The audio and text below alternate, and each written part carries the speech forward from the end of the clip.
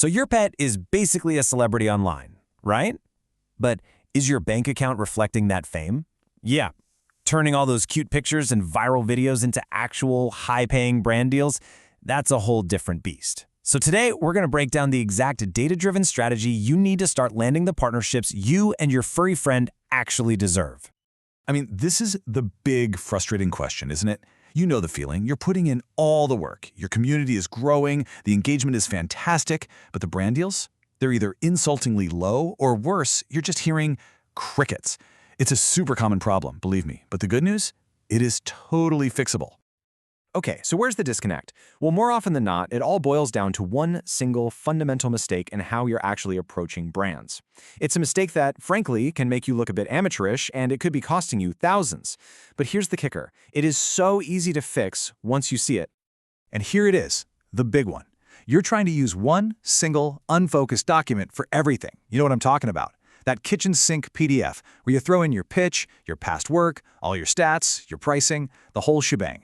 And what happens? Well, it's way too long for a first impression, but it's not nearly detailed enough to actually close a deal. It's trying to be two things at once, and honestly, it just fails at both. It confuses the heck out of a busy brand manager and just waters down how awesome you actually are. So what's the fix? Simple. We need to start thinking like the seasoned marketing pros do. It is time to ditch that all-in-one mess and switch to a powerful two-tool strategy. Trust me, this is what's going to make you look organized, super strategic, and, well, like an absolute dream to work with. And this right here shows you the whole game plan. You need two separate, distinct tools. Think of it this way. Your media kit is the hook. It's your quick, compelling argument. Your portfolio? That's the proof. That's the deep, undeniable evidence that backs up everything you just claimed. One is for getting your foot in the door. The other is for closing the deal and getting that contract signed. Let's dig into the media kit. I love this analogy. It is literally your brand's dating profile. Seriously, imagine a brand manager just swiping through dozens, maybe hundreds, of potential partners every single day. Your kit has to be that stunning 1 to 3 page profile that makes them stop dead in their tracks and say, okay, I'm intrigued, tell me more. It's all about speed and immediate impact. Now the portfolio, that's a different story.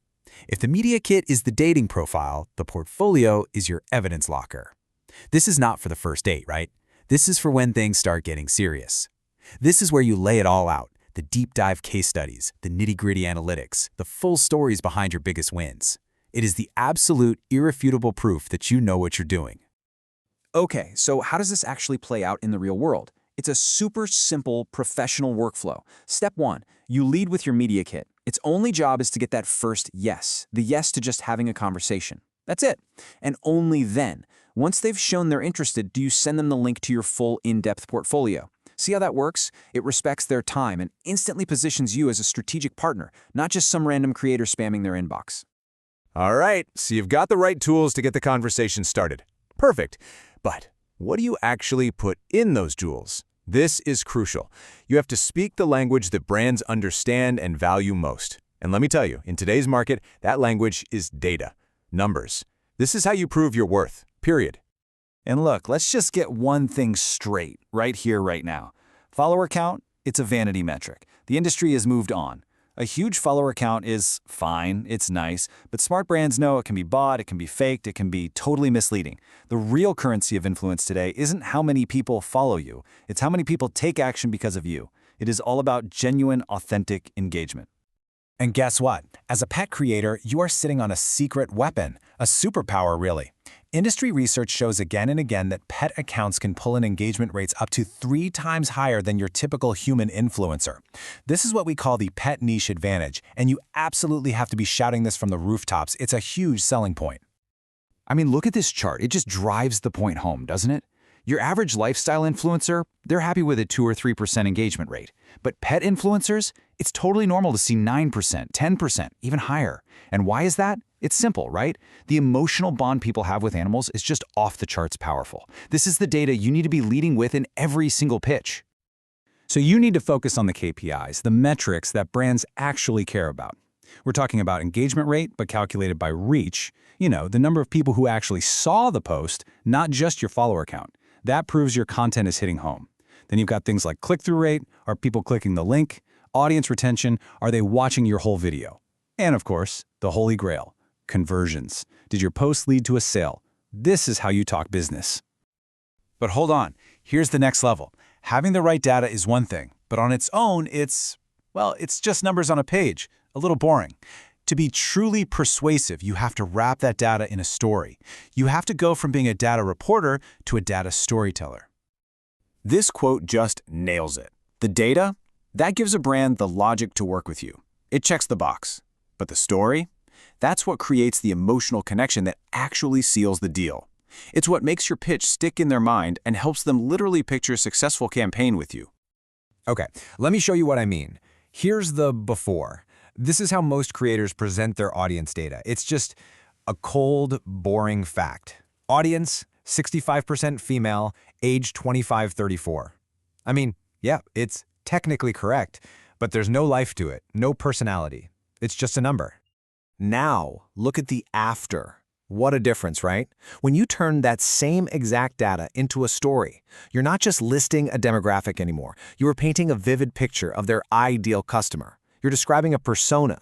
All of a sudden, the brand isn't seeing numbers. They're seeing a community of dedicated cat moms who are ready to buy. That is persuasion. You see, when you put all these pieces together, the right tools, the right data, and the right story, you completely change the game. You're no longer just another creator asking for a handout. You elevate yourself. You become an essential strategic business partner. Okay, so let's do a quick recap.